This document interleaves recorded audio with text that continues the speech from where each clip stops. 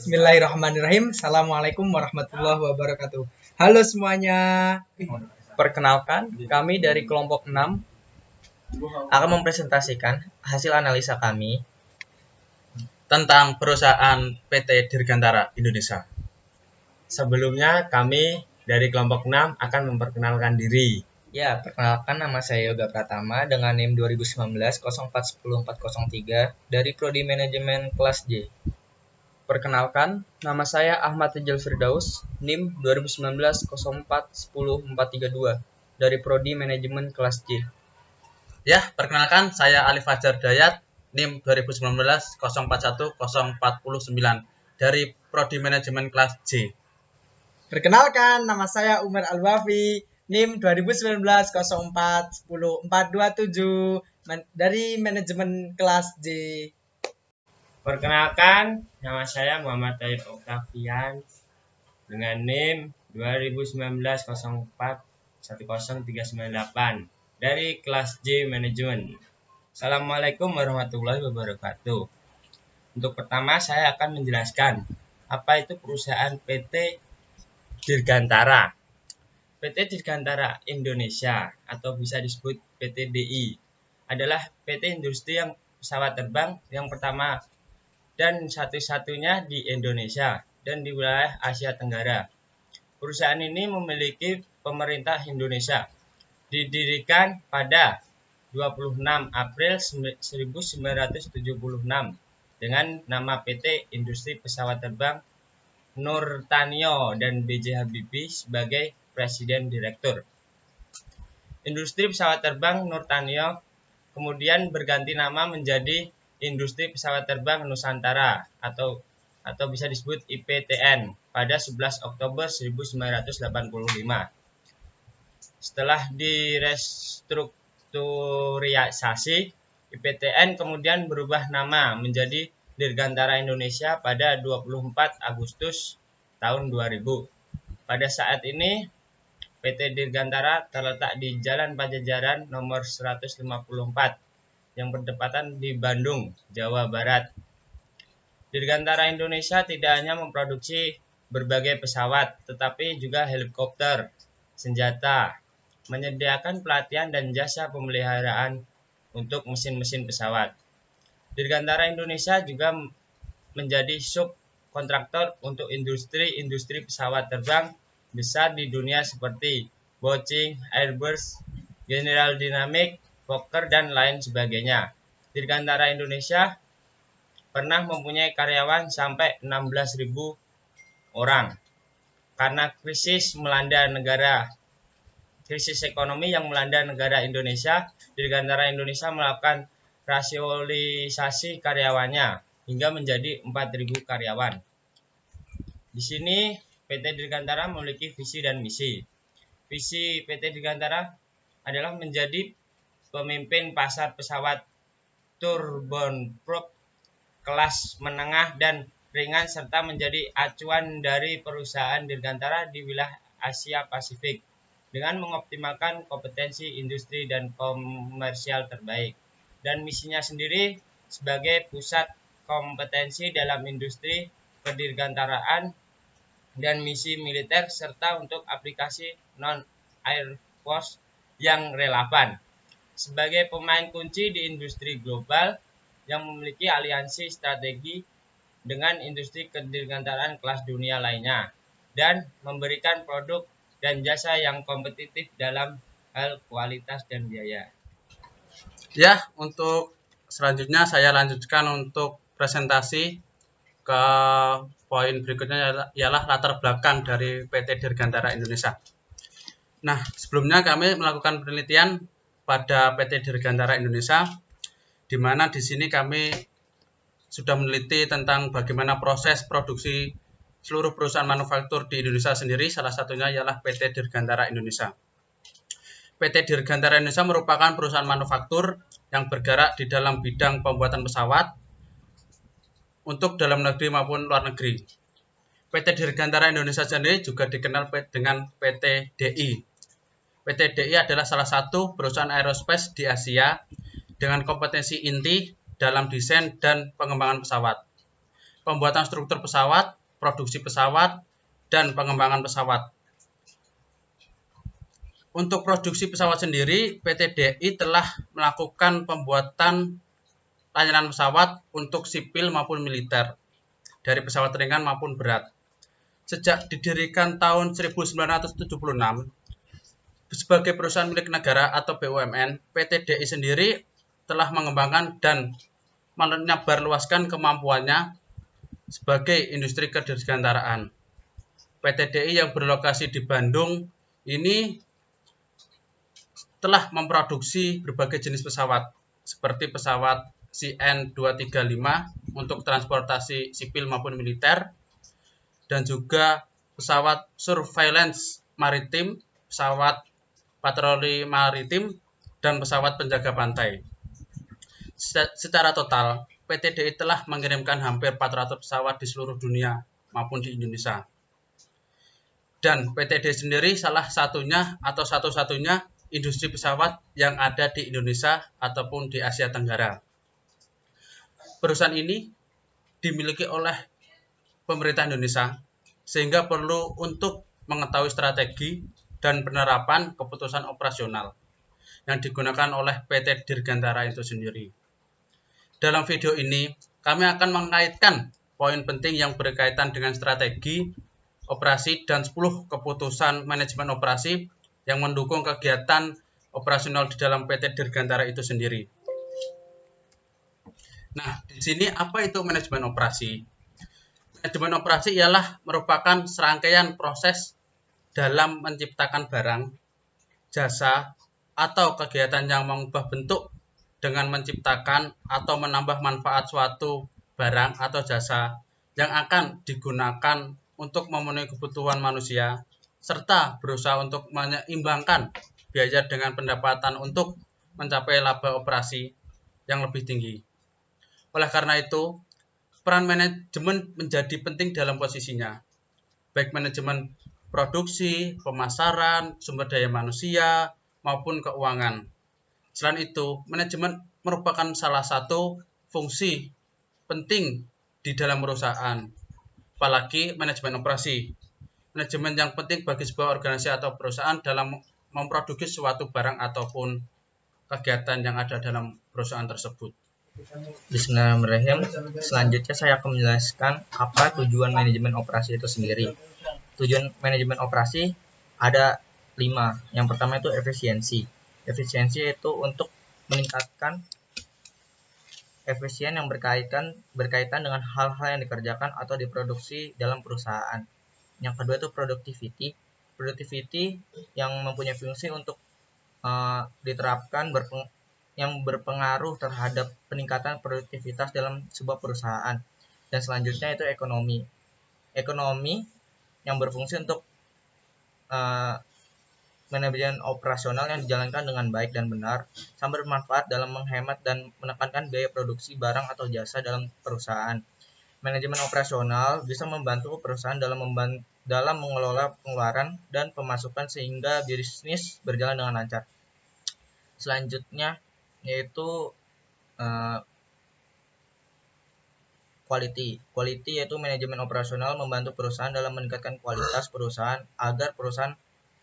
agar produk yang dihasilkan tetap sesuai dengan sasaran atau target market. Kualitas produk yang tepat akan meningkatkan pendapatan perusahaan dan kepercayaan konsumen.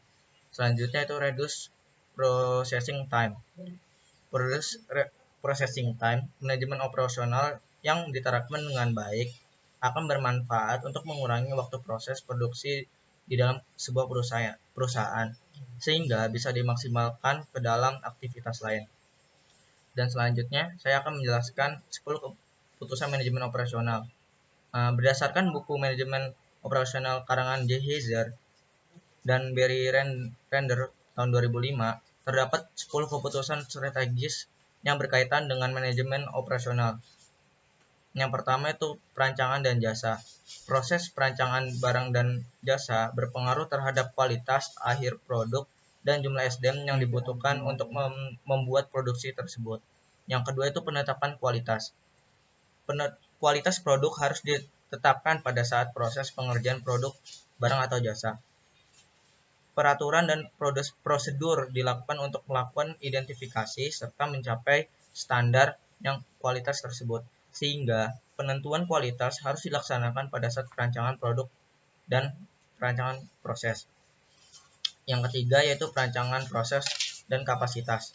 Pada perancangan proses dan kapasitas berhubungan dengan kualitas, SDM, persediaan, penjadwalan, dan pemeliharaan. Perlu diketahui bahwa perancangan proses dan kapasitas dilakukan selesai melakukan perancangan barang dan jasa. Kualitas proses yang baik akan menghasilkan kualitas produk yang diminati konsumen. Perancangan proses yang dilakukan membuat manajemen mengambil komitmen dan dalam hal teknologi, kualitas penggunaan SDM dan pemilihan yang spesifik. Yang keempat ada pemilihan lokasi. Pemilihan lokasi erat kaitannya dengan manajemen rantai produk atau supply chain. Faktor rantai produk yang berpengaruh antara lain transportasi dan jaringan distribusi. Yang kelima, ada perancangan tata letak. Perancangan tata letak akan berpengaruh pada aliran bahan baku, kapasitas yang dibutuhkan, jumlah SDM, keputusan teknologi, dan kebutuhan persediaan. Yang keenam, ada strategi SDM dan rancangan pekerjaan. Faktor SDM mencakup keselamatan, kesehatan, job description, dan lingkungan kerja dan upah. Tujuan strategi SDM dari perancangan pekerjaan adalah untuk mengelola tenaga kerja dan mendesain pekerjaan sehingga orang-orang dapat diberdayakan secara efektif dan efisien. Yang ketujuh ada manajemen rantai pasokan atau supply chain management. Pada manajemen rantai pasok sangat ditentukan oleh pemeliharaan lokasi dan kualitas produk. Manajemen rantai pasok berkaitan dengan keputusan apa yang harus dibeli dan apa yang harus dibuat. Sehingga kualitas apa yang harus dibeli akan menentukan kualitas apa yang dibuat. Yang kedelapan ada persediaan. Pengambilan keputusan persediaan dipengaruhi oleh perancangan proses dari kapasitas, SDM, dan perancangan tata letak. Berkaitan dengan jumlah persediaan dan setiap barang yang harus dimiliki, kapan harus belanja ulang. Yang kesembilan ada penjadwalan. Penjadwalan merupakan tindakan menentukan periode waktu untuk setiap tugas dalam proses produksi. Harus ditetapkan dan dikembangkan jadwal produksi yang dapat dikerjakan dengan efisien. Keputusan dan dalam jadwal atau scheduling sangat ditentukan oleh perancangan, proses dan kapasitas, tata letak dan SDM. Kemahiran dan dalam manajemen waktu sangat diperlukan dalam hal ini. Yang ke-10 atau yang terakhir yaitu pemeliharaan. Pemeliharaan yaitu strategi pemeliharaan berkaitan dengan menjaga kualitas atau mutu keputusan harus dibuat pada tingkat stabilitas dan kehandalan yang diinginkan. Untuk selanjutnya, teman saya akan menjelaskan 10 keputusan manajemen operasi dalam PT Dirgantara Indonesia. Oke. Di sini saya akan melanjutkan presentasi terkait dengan PT Dirgantara Indonesia, yaitu masuk ke poin 10 keputusan manajemen operasi, di mana termasuk analisa dalam PT Dirgantara Indonesia. Nah, dalam keputusannya yang pertama yaitu terkait perancangan barang dan jasa. Nah, PT Dirgantara Indonesia bisa dikatakan sangat unggul dalam perancangan barang dan jasa. Ini bisa dilihat dari sejarah bagaimana PT Dirgantara Indonesia dalam membuat produk dan jasanya. Contohnya, pada saat tahun 1937, atas permintaan seseorang pengusaha, beberapa pemuda di Indonesia yang dipimpin oleh Tosin membuat pesawat terbang di sebuah bengkel yang terletak di Jalan Pasir Kaliki, tepatnya di Bandung. Mereka menamai pesawat buatannya dengan nama PKKKH. Pesawat ini pernah mengejutkan dunia penerbangan karena telah menunjukkan kemampuannya untuk terbang ke Belanda dan di daratan Cina. secara pulang dan pergi. Sebelumnya PT Dirgantara sendiri pada tahun 1922 Indonesia bahkan telah terlibat dalam modifikasi pesawat di sebuah rumah pribadi di Jalan Cikapandung, Bandung. Yang kedua, terkait manajemen kualitas. Dalam manajemen kualitas, PT Dirgantara sangat menjaga, yaitu pada saat proses pengerjaan produk, barang ataupun jasa, sehingga penentuan kualitas harus dilaksanakan pada saat perancangan produk dan perancangan proses. Mengenai kualitas ini sendiri, produk ataupun jasa dari PT Dirgantara Indonesia belum lama ini PT Dirgantara Indonesia mengekspor CN-235 jenis pesawat angkut militer VIP ke negara Senegal, Afrika. Setelah sebelumnya juga mengirimkan pesawat yang sama ke negara Burkina Faso, tepatnya di Afrika Barat. Menyusul kiriman pesawat ke Senegal itu, PT Dirgantara Indonesia juga mengirimkan pesawat CN-235 jenis Maritime Patrol Aircraft atau MPA ke Korean Coast Guard pada hari berikutnya. Kemudian untuk yang ketiga terkait desain proses dan kapasitas produksi. Dalam desain proses dan kapasitas produksi ini itu akan menghasilkan tingkat ketersediaan produk, barang maupun jasa. Penjadwalan proses atau scouting dan proses pemeliharaan atau maintenance dalam menghadapi sistem pasar global yang baru, PT Dirgantara Indonesia merumuskan penekanan pada penerapan baru berorientasi bisnis, strategi untuk memenuhi situasi saat ini dengan struktur baru.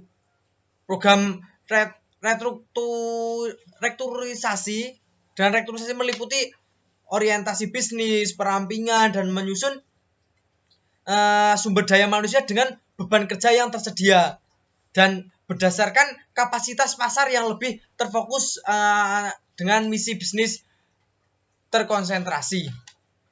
Nah, mungkin itu terkait desain proses dan kapasitas produksi.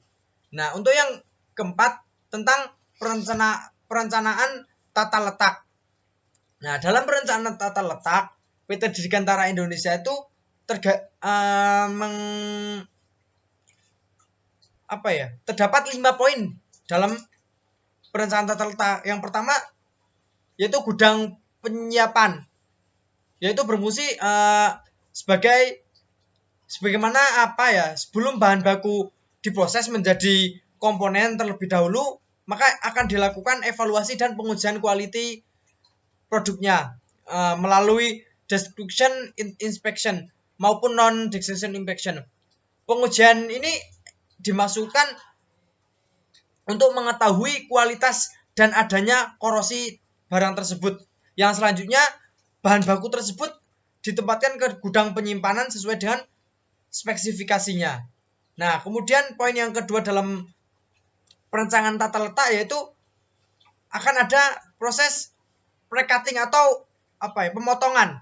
Nah, dalam proses pemotongan ini dari bahan baku yang sudah diperiksa yang kemudian dikirim ke bagian pemotongan ini sesuai dengan permintaan bagian produksi itu sendiri, yang kemudian akan disertai dengan job cut yang tersedia.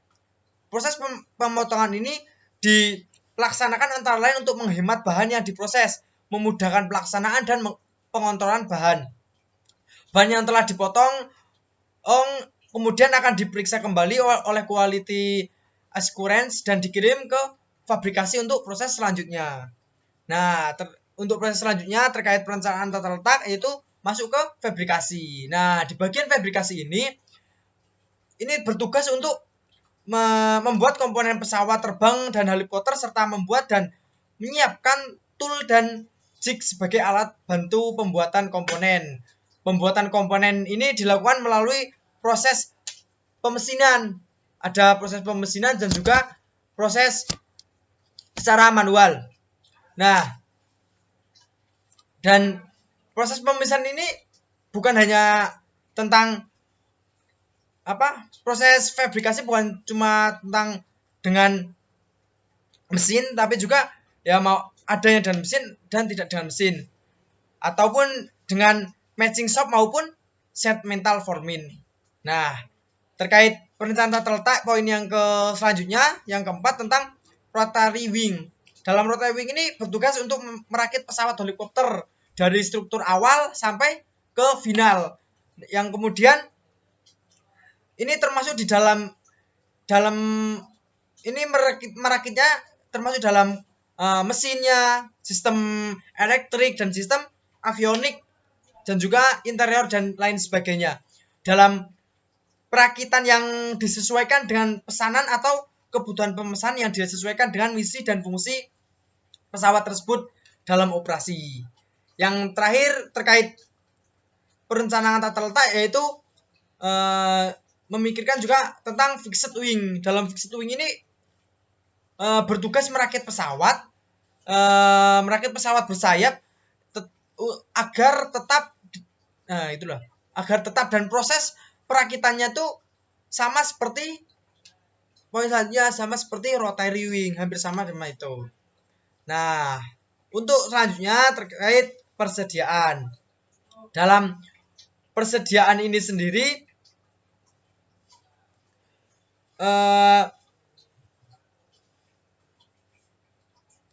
dalam persediaan PT Dirgantara Indonesia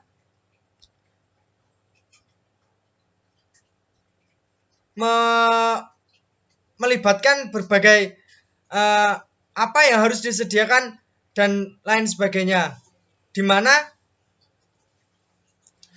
keputusan persediaan dipengaruhi oleh perencanaan proses dan kapasitas, dan juga akan sumber daya manusia itu sendiri dan perencanaan tata letak. Nah, dalam persediaan ini keputusan persediaan dipengaruhi oleh perencanaan proses dan kapasitas, dan juga sumber daya manusia dan perencanaan tata letak. Finansial PT Dirgantara Indonesia sendiri yaitu buruk dengan persediaan bahan bakunya yang memprihatinkan. Dari persediaan bahan baku senilai 1,2 triliun, sekitar 37% dari hal itu atau sekitar senilai 349 miliar adalah dead stock atau persediaan yang telah kadaluarsa dan absolute parent atau suku-suku tadanya yang kuno. Itu terkait persediaan di PT Dirgantara itu sendiri. Kemudian terkait lokasi fasilitas dalam PT Dirgantara Indonesia itu memilih lokasi yang berkaitan dengan manajemen rantai pasok. Pada faktor rantai pasok ini atau supply chain yang berpengaruh antara lain transportasi dan jaringan distribusi. Lokasi PT Dirgantara Indonesia itu yang berada di Bandung, yang mana posisi ini dipandang sangat strategis karena Kota Bandung merupakan kota metropolitan terbesar di Jawa Barat, sekaligus menjadi kota metropolitan terbesar di Jawa Barat. Dan juga Jawa Barat sendiri sekaligus menjadi ibu kota provinsi tersebut.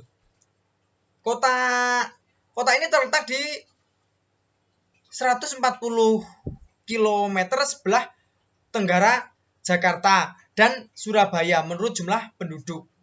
Sedangkan wilayah Bandung Raya yaitu terletak pada wilayah metropolitan Bandung, merupakan metropolitan terbesar ketiga di Indonesia terletak terbesar di Indonesia setelah Jabodetabek dan juga gerbang Kertosusilo atau gerbang Kertosusilo. Itu terkait lokasi fasilitas. Itu poin ke-6 terkait keputusan manajemen operasi. Yang kemudian untuk poin yang selanjutnya akan dijelaskan oleh teman saya yang selanjutnya. Poin ke-7 dan sampai ke-10. Terima kasih. Ya baik, bismillahirrahmanirrahim. Saya akan melanjutkan presentasi dari kawan saya tadi. Selanjutnya, keputusan manajemen operasi PT Dirgantara Indonesia. Keputusan selanjutnya yaitu SDM dan desain tugas dan pekerjaan. Faktor SDM meliputi keselamatan, kesehatan, job description, lingkungan kerja, dan upah. PT Dirgantara Indonesia pernah mempunyai karyawan sampai 16.000 orang. Karena krisis ekonomi, banyak karyawan yang dikeluarkan dan karyawannya kemudian menjadi berjumlah sekitar 4.000 orang. Maka diusahakan penyelamatan perusahaan dan penanganan karyawan. Di antaranya dilakukan dengan 1. Program pengrumahan, sementara yang berlaku bagi seluruh karyawan selama 6 bulan untuk stop bleeding, peningkatan produktivitas, dan pemulihan kepercayaan pelanggan. Kemudian kedua, RUPS luar biasa, berupa pinjaman modal kerja senilai 36 juta US dollar. Kemudian yang ketiga, program seleksi ulang karyawan oleh konsultan SDM Independent Persol Data. Kemudian nomor keempat, program restaffing atau pemanggilan karyawan yang lulus seleksi ulang. Kemudian yang kelima, program pemutusan hubungan kerja atau PHK dilakukan dengan sosialisasi secara cascade dan melalui media massa. Kemudian yang keenam, program redeployment or career change, program berupa konversi kompetensi, penyaluran ke BUMN lain, penyaluran ke perusahaan swasta lain, penyaluran ke luar negeri, training entrepreneurship and family counseling. Kemudian yang ketujuh, konsep PT Dirgantara Indonesia baru, refocus lini usaha, terbagi menjadi 4, aircraft, aerostruktur, maintenance, and engineering service. Organisasi baru, restruksi, sumber daya, bisnis, proses baru, dan budaya perusahaan baru. Indonesia memiliki banyak SDM yang berkualitas. Dengan manajemen SDM yang baik, PT Dirgantara Indonesia bisa bangkit kembali, dan saya yakin itu. Kemudian yang selanjutnya adalah manajemen rantai pasok. Manajemen rantai pasok dipengaruhi oleh pemilihan lokasi dan kualitas produk. Jadi ada dua, pemilihan lokasi dan kualitas produk. Manajemen rantai pasok karena berkaitan dengan keputusan apa yang harus dibeli dan apa yang harus dibuat. Sehingga kualitas apa yang harus dibeli akan menentukan kualitas apa yang dibuat. PT Dirgantara Indonesia harus mempunyai tekad untuk menumbuhkan pemasok-pemasok lokal yang handal, yang mampu memenuhi standar yang ditetapkan. Pemasok lokal dengan para insinyur lokal, selain dapat memberi pasokan dengan harga bersaing, juga mudah diajak bekerja sama untuk membesarkan, menyehatkan, atau membugarkan. Mengembangkan pemasok lokal bertaraf global juga berarti mendorong dunia usaha khususnya dan bangsa Indonesia umumnya untuk go global. Kemudian penjadwalan dan perencanaan produk. Keputusan penjadwalan dipengaruhi oleh perancangan proses dan kapasitas, tata letak, dan SDM. PT Dirgantara Indonesia sendiri seringkali lalai dalam penjadwalan pengiriman produk pesanan. Maka dari itu PT Dirgantara Indonesia seringkali harus mengganti biaya keterlambatan dengan cara memberi gratis kepada beberapa produk mereka kepada para konsumen. Kemudian yang terakhir yaitu pemeliharaan. Pemeliharaan berkaitan dengan menjaga mutu dan kualitas. Dengan SDM yang makin berkurang, pemeliharaan PT Dirgantara Indonesia pun tidak maksimal. Jelas-jelas ini merupakan akibat kemunduran usaha yang dialami PT Dirgantara Indonesia. Dari 10 keputusan manajemen operasi tersebut, kita menyimpulkan beberapa kesimpulan. Di antaranya, dari 10 keputusan operasi, ada 5 keputusan operasi yang masih mampu membuat PT Dirgantara Indonesia bertahan. Keputusan itu yaitu perancangan barang dan jasa, mutu, perancangan proses, dan kapasitas pemilihan lokasi, dan perancangan tata letak. Ini bisa dijadikan modal untuk bangkit kembali. Sedangkan 5 keputusan terakhirnya yaitu SDM dan rancangan kerja, manajemen rantai pasok, persediaan, penjadwalan, dan pemeliharaan dirasa masih lemah. Perlu manajemen baru yang tak ulang komponen-komponen tersebut, sehingga PT Dirgantara Indonesia bisa lebih maju dan baik untuk kedepannya. Sekian presentasi dari kelompok kami. Apabila terdapat kesalahan, saya mohon maaf. Dan apabila terdapat kebenaran, itu datang dari Allah. Wabillahi taufiq wal hidayah, waridho wal inayah. Wassalamualaikum warahmatullahi wabarakatuh.